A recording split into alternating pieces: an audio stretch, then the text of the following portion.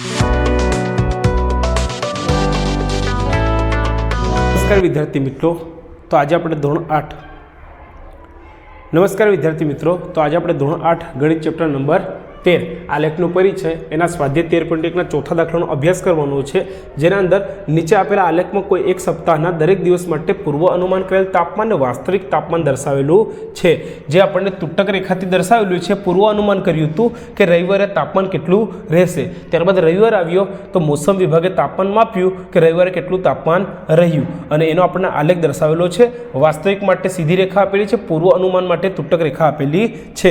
આ એક્સ અક્ષ પર વાર આપેલા છે ને વાય અક્ષ પર આપણને તાપમાન આપ્યું છે સેલ્સિયસની અંદર. ચાલો પ્રશ્નનો જવાબ આપીએ. કયા દિવસે પૂર્વ અનુમાન કરેલ તાપમાન અને વાસ્તવિક તાપમાન સમાન હતા? તો કયા દિવસે સમાન હતા? દેખો બંને રેખા ભેગી કઈ થાય છે એ આપણે જોવાનું, બસ એ આપણો જવાબ થઈ જશે. ચાલો કયો વાર આવે છે? મંગળવાર આવે છે, શુક્રવાર આવે છે અને રવિવાર આવે છે. તો અહીંયા ટૂંકમાં જવાબ લખું છું, મંગળવાર આવે છે, ત્યારબાદ શુક્રવાર અને રવિવાર. તમારા આખા જવાબ લખવાના છે. હું ટૂંકમાં લખું છું.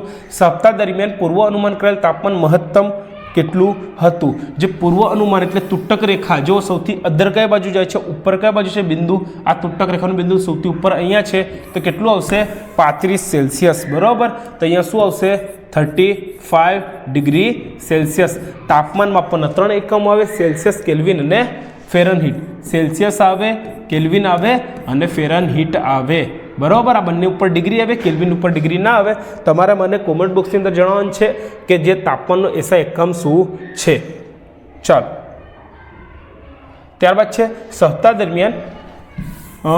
દરમિયાન લઘુત્તમ વાસ્તવિક તાપમાન. બરાબર. એટલે સીધી રેખા, બરાબર, તૂટકવાળી નહીં. તો એ બી કેટલું આવશે? 35.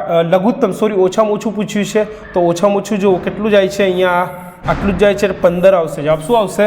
15. ચાલો તો અહીંયા લખી દઈએ 15 ડિગ્રી સેલ્સિયસ. ત્યારબાદ છે કયા દિવસે વાસ્તવિક અને પૂર્વ અનુમાન કરેલ તાપમાન વચ્ચેનો તફાવત સૌથી વધુ? તો સૌથી વધુ તફાવત જો અહીંયા તો એક જ જેવા હતા, અહીંયા ઓછો છે, અહીંયા જો બસ આ લાઈન સૌથી લાંબી જે મળી આપણો જવાબ આવશે.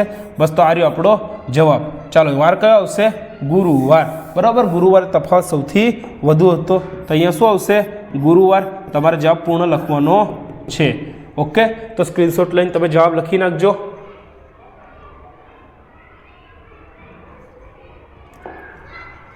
ઓકે વિદ્યાર્થી મિત્રો, તો મળીશું હવે દાખલા નંબર 5 સાથે. ધન્યવાદ. જય હિન્દ.